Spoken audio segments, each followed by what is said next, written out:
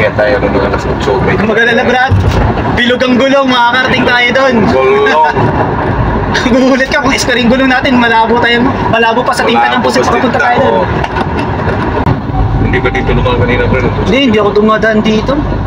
Pag ano, kasi hindi naman to ang way ko eh. Yung way ko kasi my way.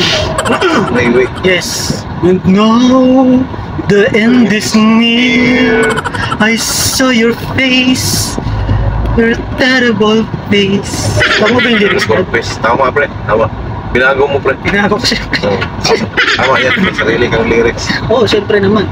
Pag hindi mo alam yung lyrics, puta palitan mo. Invento ka na ibang lyrics, mabuo mo lang yung kanta. Napaka-basic, Brad. Paperapo mo po ba yung utak mo mag-isip? Eh, wala naman tayong utak. Mag-trending nga yung mga singer pag ni-revive nila yung kanta, no? Oo. Diba? Katulad ng kanta ni Sarah Geronimo. Ano dun? Ha? Ano dun?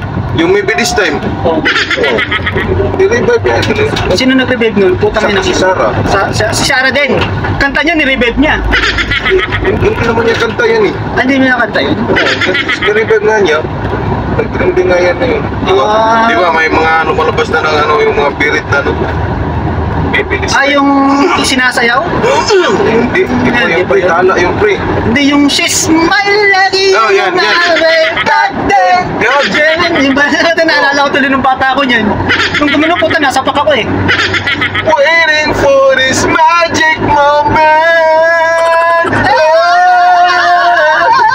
Ganda ng blending, Brad. Ito yung na pwede tayong ano, maging singer. Ganda. Maybe this time. Yun. Yan yung kanta na ano eh, pinagpipilian pa eh. Kung tatanggalin na lang sa lyrics o hindi eh. Pinagpipilitan na kantahin pero hindi naman marunong yung kumanta. Talaga. Hindi na lang tayo mag-singer, hindi na rin tayo mag-artista. Buti na lang hindi tayo nag-singer. Oo. Ang tao kapag walang pera ay napapraning. Di alam ang gagawin. Natawat siya sa Diyos. Samba rito, samba ko, no Diyos ko. Yun, galing talaga. Tulungan niyo po ako. Ano ba ganun mga boys?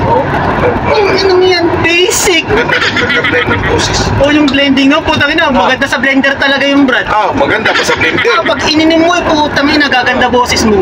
Ganda yan. Kasi ikaw yung main vocal ka, ako yung sa sustain.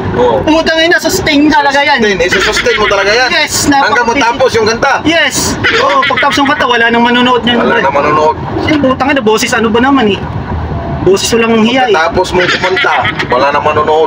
Ala na. Magsisisi yun sila. Putang ina, baka hindi pa nga nag-uupisang, hindi ka pa nga nag-uupisang kumanta. Wala nang tao eh. Wala nang nanonood eh. She's smiling.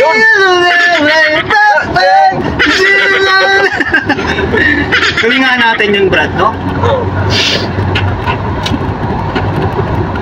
Hindi pala kayo nag-vlog ni Jujard. Hindi. Sinabihan ko siya, hindi siya sumasagot. Tapos, hinitay ko matapos siya. Patay na natulog. Sabi ko, hindi, wag na hintay. Kasi yung linya na yun, para sa'yo talaga nababago yung linya eh. Sa'yo talaga nababago yung linya na yun. Kung ka-judge, baka hindi niya mag-gets. Puro siya tawa. Hindi naman pwedeng pasukan ng tawa yun, puro pagkaguhan yun eh. Seryoso na may ngayong seryoso yung na may tema, kagaguhan sa nanonood ba, di ba? Oo. Kasi seryoso na puro bardagulan yun. Kasi overacting. Oo. Hindi niya sumubra siya sa alam mo yung over and over again. Over and over again. Yes. Paano nga ba napasukan ang gusot na ito? Di ko akalaing magbabago ang pagtingin sa'yo. Wow! Paano na kaya?